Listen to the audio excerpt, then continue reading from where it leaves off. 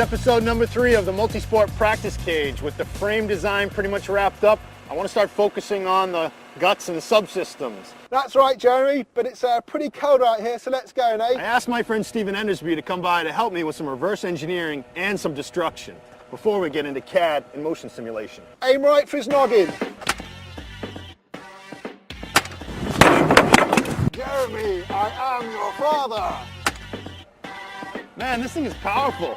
The mechanism is really simple to use too. Exactly, Jeremy. Now the trajectory looks pretty good and consistent, but it's time for you to put this apple on your head so I can have a go. Forget it. Game over. Well, Jeremy, that was a brilliant field test, but it's time to fire up SOLIDWORKS and get the design moving. Yeah, I agree. So let me show you where we're at so far. We have the cage here and the players.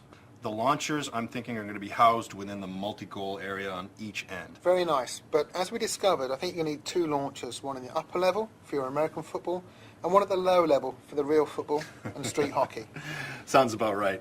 Well, let's start by modeling the football launcher. The launcher we purchased has a fantastic design, but one of the things we don't need is the tripod base. Yeah, I think we can get away with a simpler mount. It can still pivot left to right, enough to aim, and if you keep the critical dimensions off the push arm, you're going to throw a really nice tight spiral.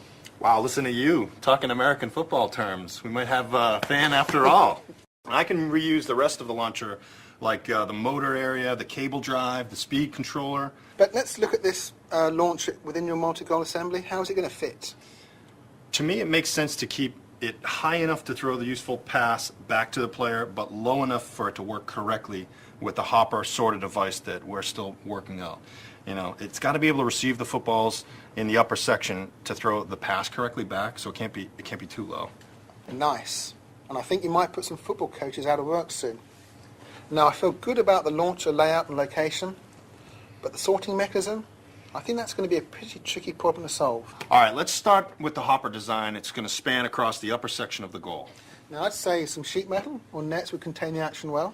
SOLIDWORKS has this really neat tool, convert to sheet metal. All I have to do is generate a block shape that represents the area we want to contain. Right. Then I click on that feature, pick the base, pick the bend edges, and SOLIDWORKS does all the rest. Makes life easy. Now, this hopper is going to function just like a funnel, dropping the balls one by one into our launcher. All we have to do, add a couple of guide rods to sort the balls, and Bob's your uncle. Job done. Right, then all I have to do is load the ball into the launcher. Now, in theory, this should work perfectly, but I suggest we check ourselves against a little motion simulation. Right, So, right. hold this, Okay. It's gut check time. Now, setting up this problem is really easy. All we have to do is turn on gravity, set the contact, and then hit run. Look at that. It's a thing of beauty. It is. I like how the loading device works. That is simple, it's efficient. I mean, sure, the overall design still needs a few items that we could adjust, but... That's just packaging work. I say you're bloody close here. I'll see you later. All right, last item for today is the vote. You remember Robinson and I had differing views on a scoring system. Well, the CAD community has spoken, and we're going to go with my choice, the 1 point per goal system. Now, we've got another important vote for you. This one comes from comments from both Robert and Paul on the site. And they pointed out that athletes need to also practice sharp angle and corner shots too. Good point. So the vote is, should the goals rotate, or do we remove the center wall to accommodate angles? So get those votes in and keep those comments coming. Next episode, we're going to do some serious rapid prototyping.